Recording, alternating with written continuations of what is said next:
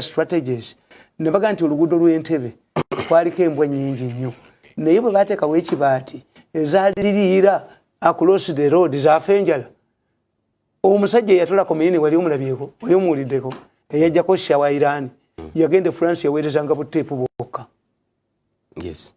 kubina ebya Nantaba nabadde nve wa Nantaba nendaba gurupu abantu nga balinga ebikumi ebyo what is there they are listening to Chief Mbowa.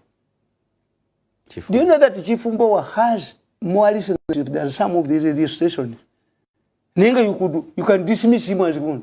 Tape jabyogera ebigambo byayogera banabo mu government babina bimanya nti bina impact. Tumalirize ensonga ya Bobi Wine. Abantu abadde banenya Bobi Wine kuba nti ali yekka talina abantu ali nabo. Olwalira afunya abantu abomuzizi atogamba nti tebalina waka. Abebisirani byabwe. Mawe yagwa, let Mawe explain to us what he performed, how he performed. Ina abantu babwanika. Where is Mukwanabikke kwegamba abavu 10 basuuza hamu ekizimbe nkwatako mu ngalo.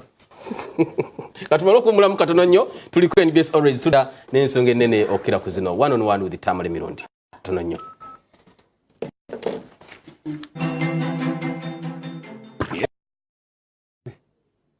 Era America to kill. Disagreeing nnyo France. France is in the habit in the practice of giving ransoms to terrorists. America does not give ransoms. America gundi Saddam Hussein yagamba yakunganya America bonna bali mu Iraq n'abagangenda bateeka ku military installations muzikube mulabe you kill no people. Bush yamugamba we should attack you bateekeko. You will be held responsible in the future.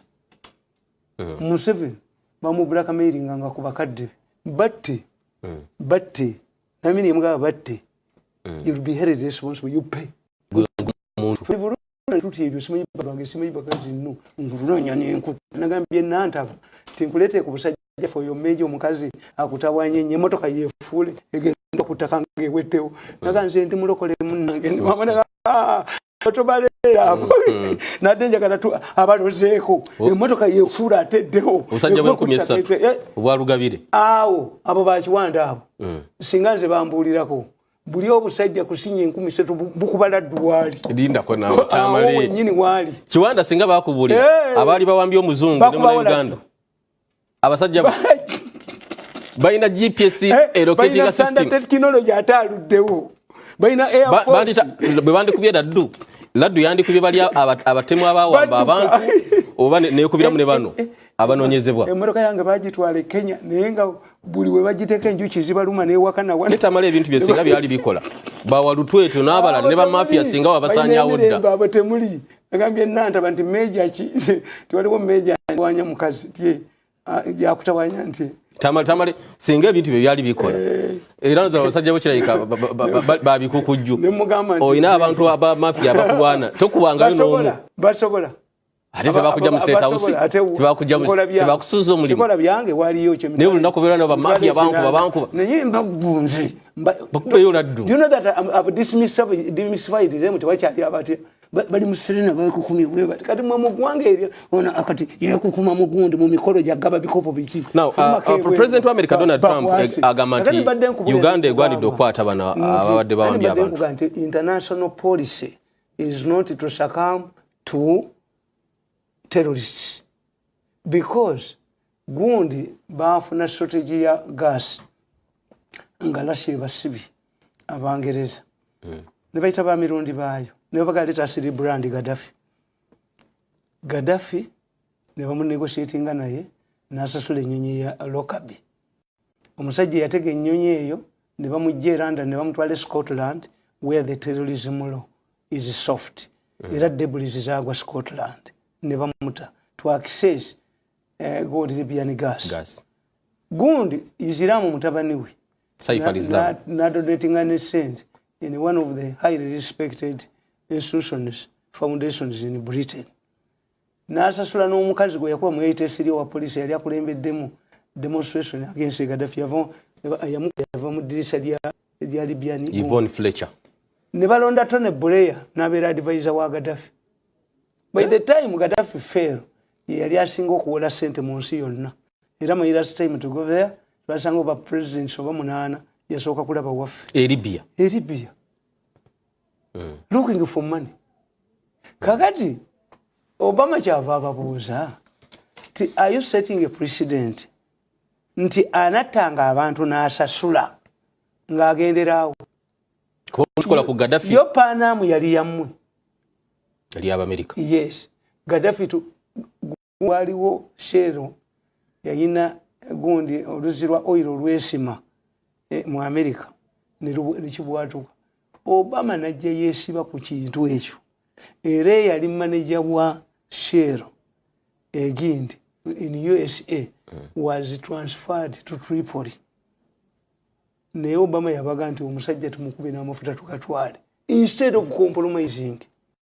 Kakati ono uyu omwana Kiwanda togamba nti bino tabimanyi is aware kati his problem yagala okweyambisa incident ena alire mu ssente n'atamanya nti ate tulina amagye Somalia tulina luddawa bajja gakwatirayo because we in the practice publicly ebyo byampuna officials muyinza kwogera nti babawadde ssente what if these thugs nalabye omukyala ekiro member wa parliament owaayo ngaaga nti n'abanaku ayogera nti waliwo gwe basaba milioni 3 bwe baba waako 2 ne bamwanika ne bamutuga. This is what mbako omukyala we yanumba. Yes ne bwe mwakikoze mwogera no international community tekikiririzaamu kati Kiwanda bakuyita yakoze ensobi. Kiwanda yagala kuongezaamu ssente. Kiwanda yagala kuongezaamu ssente yatunulidde gap ey'okulya ssente n'atatunulira the whole picture and national interest. Kwayo police egambye tetwasasudde yego omanye nti Kiwanda tunasesa nti we mutaani wange Kiwanda goliko gokomerera emisomo ate mukolera ki yampise gamba nti in the process of banning this the whole house the international community is against ransoms. Kyovolaba nti defilement cases bakukwata mu byalo eyo aliwe kyobola busajja bw'omukyalo mbwagala nnyo bwekakwata ne mukazi wako kaluga buluzi mwamba mu kibuga mu musaza ssente ampa obukadde 5 kati afusewa mu 2 amuguzi kali kakuweta buwesi notaddamu kujooka bantu kakati Kiwanda assessment enanga this time yali ku official policy even if it was done because the terrorists are not going to send mwatuwadde ssente kyaliko rescue mission. When it comes to paying ransoms, are you stopping the problem or you are encouraging the problem? Okimanyi nti abaana babadde beewamba kati obadde tobirabawa nti omwala yeewambye ne bakubira abewaabwe. This is what Kiwanda is encouraging. Nti bwawamba omuntu tujja kusasula niye kimaze ddo kyogera. Money should not be a problem. Money should not be a problem. Rescuing people under our image. No, you are breaking international law. The policy is that we don't negotiate to succumb to terrorists. Tekyongera kuba bituli mu government ya Mwami Museveni ti abamu kuba minister balina baluwewere tebazitowa kimala yaliteso ne wamba abasajja remember ekinu NRA with that small capacity yali yakabuilding raided the hideout. Some were rescued, but a man I remember Minister Kodi Ekinu died in the process. Aboke girls NRA with ngatenafuna special forces in a chief. Yes. And you talk on negotiations. But minister kiraga kukifaananyi ky'aba minister. Baba yite tubaleke kyalinge public relations. They should go to universities. Oba abazungu be respecting. Nti international law elibwet. Some things are not mentionable.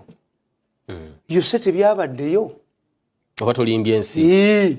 Okulimba ate kirungi abantu basigalawo nga bali kubumaza. Ebyomuzalire babyogera. Twakulanga bamwe tugamba abaana bayita bwisi mukamu bakayita statecraft wano mu Uganda gwe manya kayina John Kakande. Statecraft amanga kakola ebintu gwe byotategeera nti the moment you ignore Rwanda it is as if kina bagambanga if the other shops open why do you hang around across the one Rwanda nembaga Rwanda mujjayo ki nzo munywa mwenge manyiyo primis ate sikimalamu era simunywa Pulimi si chupa kinene bwechi. Kikambwe nnyo. Kinene. kubanga b'Abanyarwanda ne bwe bankoko bagirya mu group ne bwe kuba mwenge bagula mu group era osanga nga gujjudde ku table yaabwe Uganda nizi tetuli bwetu kujja ka bano abadde balina ssente abaana yisobe yavuwazizza abadde bekoledde ssente zaabwe balekawo bye basaanidde okukola ne bakola bye batasaanidde tebalina mazima onoonya brain white onoonya ani nga ssente ezo bazikubbako wano ennyonyi ne bakola bwe bati so kakati kyekyo nti government couldn't, there is no minister who can reveal ekituufu ekyabadde Tanzania yayina ne Malawi zaatwala abajaasi 7 ne babeera ku boda ya Congo okulwanyisa M23 naye baakuba amagye ga Tanzania do you know what they did baawera empapula z'amawulire 6 including Mwananchi olwabulwe nnyini eziraga emirambo so kitegeeza kituuka nga mulina kulimba bulimbi bantu tamale no antu encouraging abantu okubeera deceitful kuba Kiwanda agamba okutaasa obulamu bw'abantu bano twasasudde akasente gw'oli mu American commandos olaba bajja okunoonya koni American commandos would come here if you failed you're a joint one but you are encouraging these people who kidnap people you use money to help muzungu. How much money have you used to help Ugandans who are kidnapped across the border, as the OMP explained yesterday, last night? Mumawulire. Kiwanda should be told. Kiwanda needs. Era ku nsonga eno omubaka akiikirira abeekanungu yatunyonyoddwa n'agamba ewaabwe bawambye abantu abasaba mu 10 tebalabwako mu kitundu kyekimu mu paaka ye mu ddundiro lyerimu. What is so special about these people? Because omuntu ye mu America kwabaddeko mu America tekiraga double standards. Government amaanyi yalaze enkambi ze bagenze bateekayo, but when it becomes a practice n'amagye gennyini gajja bawamba go gaziina amagye gasobola bbewamba egasaba sente. Omwana yasinze okunnuma era omukazi yayogera ekigambo nga balusabira mu mwana we ebivuuke byawamba omwana omuto ndibikibira omukazi nti tuwe sente kakama. Yes, kakama. Ekisimuza omukazi yali talina trust mu bbaawe. Mwenye abasajja basinga obungi balowooza nti bamuyita Nawume Kalekano maama w'omwana. Naye ebyo ebisajja kasa byalabanga omwana akaaba tebiina mata byamuteeka mu kaveera. What will stop other kidnappers to kidnap Ugandans if Kiwanda admits that they give you money? But Tamale no tebeera wake up call omuzungu omumerika bamunonyeza in 5 days yabadde alabise. Ate mulamuzi yabadde alabise. Naye ate bannayuganda abayitirivu abawambibwa government lwaki tevaayo. Anti kyekire ne government ya Kenya ekyagitwala Somalia tuwalisi nga bannakenya bo babatta naye omuzungu kubanga ate Kiwanda kyatamanyi tulina travel warnings. The Americans bayina insurance bayina ki? They respect their countries. Security. The moment they send, don't go. President Museveni never do ku Twitter, never do ku chi. Those people more informed. They are status. They are chi. Nyonyi yagalanga bachaba ajizuula. Wreckage bachaba aji. Babelika ku settle. So you compete with the man who has settled in the air. Omwaswali. Bayina kumala kuwamba bazungu government ezukuke. Anti kyenkubulia kyekyo. Abafe tisibulamu. Africans. Nti abe Kampala bana mbafire ku ntebe balese eki mulumbe mulumbe balese eki be Kampala basoko abe Kampala mbawe mmere bagende balese eki. What about these matale people kalagala people abakusuziza bajja kulya bano nga bagenze. That's your mentality. That's your mentality. Omuzungu mukulu n'okusinga omuddugavu mulumbe omukago ndi awereze emitwalo 5 gigwereddewo mu ntamula. Me, you don't mention my name.